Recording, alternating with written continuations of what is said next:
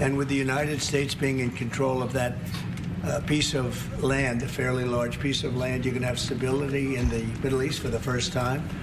And the Palestinians, or the people that live now in Gaza, will be living beautifully in another location. They're going to be living safely. They're not going to be killed, murdered, and having to leave every 10 years, because I've been watching this for so many years. It's nothing but trouble.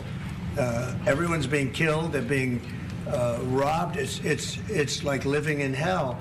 And they're going to end up having a great home, great families that don't have to get mugged and killed and beaten up and harassed by Hamas and everybody else. During your election campaign, Mr. President, how is the U.S. going to own Gaza? Your White House has made clear taxpayer dollars won't be used for this. So what money are you going to use to buy Gaza? We're not going to buy anything. We're going to have it, and we're going to keep it, and we're going to make sure that there's going to be peace, and there's not going to be any problem, and nobody's going to question it. And we're going to run it very properly, and eventually we'll have economic development at a very large scale, maybe the largest scale on that site. And we'll have lots of good things built there, including hotels and office buildings and housing and other things. And we'll make that site into what it should be. It's going to be a wonderful thing. It's going to be wonderful for the Middle East. I think it'll turn the Middle East. I think you're going to have peace in the Middle East. You're going to eventually have peace in the Middle East. Couldn't this deadline risk undermining the talks that you're having with the King today, and risk the kind of wider peace that you're trying to? Because that's not. We're not talking about a big situation. We're talking about something that can go very quickly. We're talking about it's going to go quickly. It's not going to take a long time. Okay, that's not going to take a long time. You know bullies. You know what a bully is, right? You know the bully. I've always, and I found it throughout my life. A bully is the weakest person, and they're bullies. Hamas is bullies.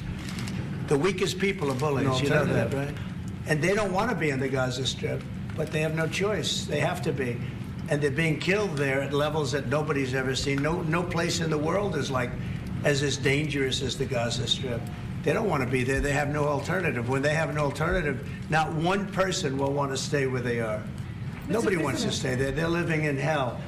It's a death trap. How do you know that the Palestinians don't want to leave their land? Some people say this is ethnic cleansing. You won't be able to force them to leave their land. We're moving them to a beautiful location where they have new homes, where they can live safely, where they'll have doctors and medical and all of those things, and I think it's going to be great. Yeah, any questions? King Abdullah, what do you think about the U.S. taking over the Gaza Strip? Do you want to see the U.S. own the Gaza Strip? Well, I think, as I said earlier, the president is looking at Egypt coming to present their plan. We will be in Saudi Arabia to discuss how we can work with the president and with the United States.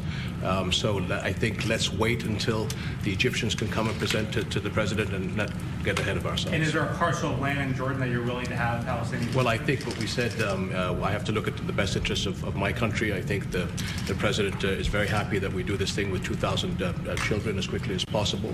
And again, I believe that the president is looking forward to getting a group of us Arabs here to discuss the overall plan. And last question, the 2,000 children, are those from the Gaza Strip? Absolutely from the Gaza Strip. Are you willing to change your mind, Mr.